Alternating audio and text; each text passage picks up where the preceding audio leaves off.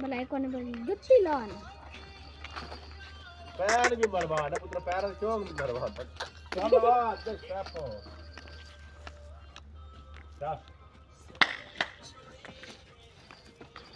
ओ बैठ गा तो है करना उत्ते टुकी मार गाई कर बस करा थक गई अरे मैं आदा हिट्टी के ठीक है मारी हां ए मारी है ना अरे थल ना आवे ओ हैंग मार करा